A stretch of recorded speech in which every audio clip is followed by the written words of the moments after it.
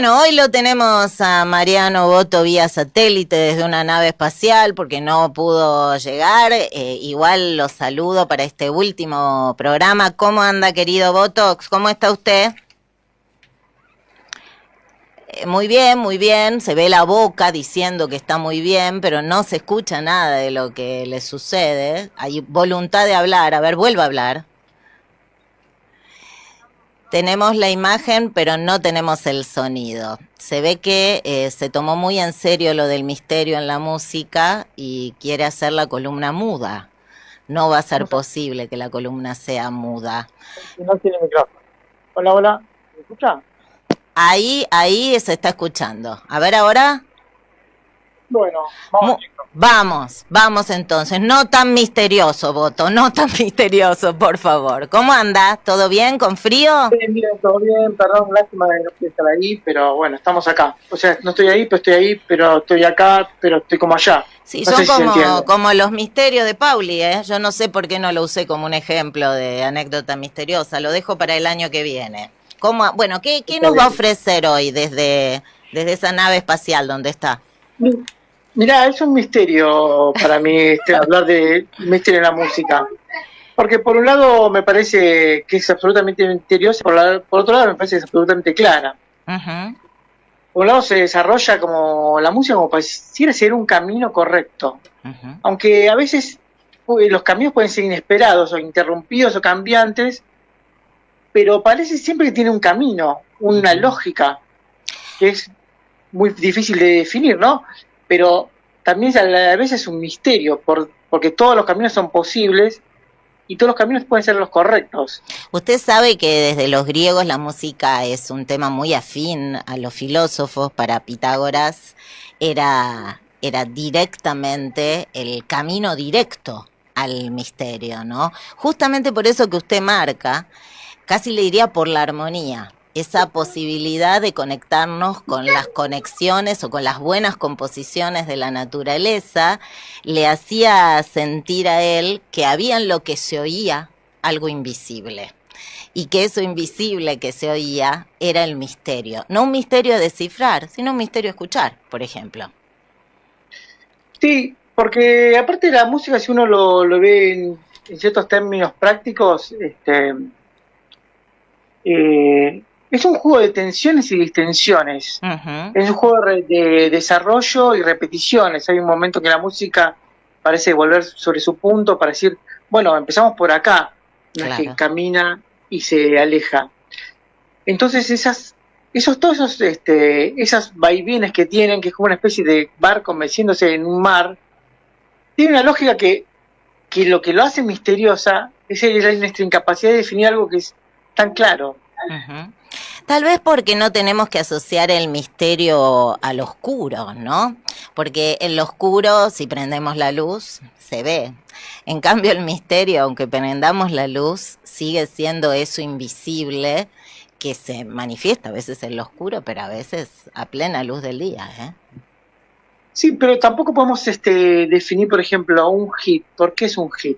Uh-huh. A veces es una melodía tonta, con una letra tonta, uh-huh. O al revés, es una extraordinaria canción con una letra brillante y no tiene su repercusión, no tiene su desarrollo como que se comunica entre las personas. Entonces, no es lo oscuro, sino es por ahí lo fascinante de la música, es el misterio que no podemos definir. Exacto. Que si algún día encontramos las palabras o las cosas para definirlo, ya no va a ser lo mismo. Ya no va a ser el misterio, porque el misterio no es lo que busca el detective, que busca encontrar la resolución de algo a descifrar. El misterio Exacto. Es lo indescifrable. Podríamos decir que lo mismo ocurre en la poesía, ¿no? Lo indecible, el día que se diga, ya nos va a mostrar que no era por ese lado el camino de lo indecible. Hay algo invisible, como eso que veía Einstein en La brújula, ¿no? Que marcaba hacia el norte y que no sabía lo que era. Fuerzas invisibles que sostienen todo lo que existe y que no son mágicas, que nos constituyen, por ejemplo, la música. Sí, es la connotación de la palabra misterio, ¿no? Uh-huh. Como si fuese algo a resolver, y por ahí es algo con lo que convivir. Tenemos tantos misterios del universo, la idea de Dios de cada uno, el amor. O sea, el misterio es casi una moneda corriente de nuestra existencia, en donde nosotros tenemos que convivir con esa fascinación de ese misterio irresoluto todo el tiempo, ¿no? Hay como un parteaguas entre los científicos para quienes los misterios son problemas a resolver, y creo que la mayoría de los artistas donde el misterio es el sustrato irresoluble que nutre toda manifestación artística. Eso... ¿Cuánto se aleja, no? Claro, de la poesía y de la música, ese tipo de razonamiento. Es como también aprender a pensar sin pensar, o aprender a pensar desde los sentidos, ¿no? Sí, un pensamiento, como dice Vincent Desprez, sin explicación. Algo que nos conecta con algo que somos, pero que no podemos ni aprender ni identificar claramente. Pero todos sabemos que somos. Platón también, por ejemplo, en la República era indispensable que los guardianes, que los aristócratas que iban a conducir la República, que no existió nunca, pero que bueno, era un proyecto de Platón, tenían que estudiar música. Tenían que estudiar música y danza. Danzas, digamos, nada de rock and roll ni de descontrol hippie, eran danzas armónicas, música armónica, porque eso conectaba con el bien, con la verdad y con la belleza. Es decir, que había algo misterioso que tenía que ver con la posibilidad de conocer. Sí, supongo que también en la expansión de los sentidos se puede pensar de mejores maneras. O sea, uno cuando se acostumbra a esa incertidumbre, a esos misterios, puede pensar las cosas con diferentes caminos, ¿no?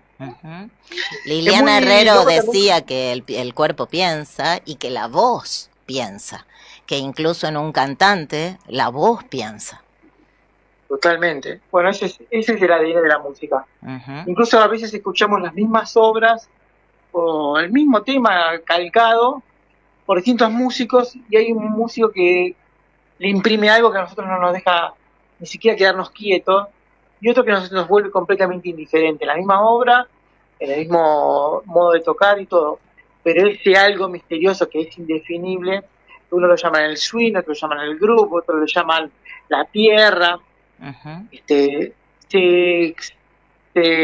abre la maravilla, se abre el misterio, pero como florecido.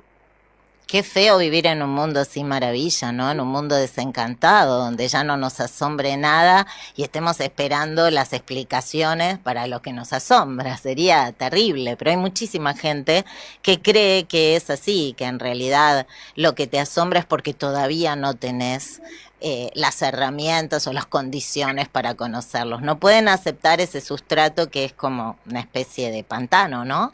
Que nos atraviesa y que somos y que nos nutre y que nos hace inquietos, inciertos y libres también. Libres de verdad, ¿no? Como dicen algunos, ¿no? Libres de verdad.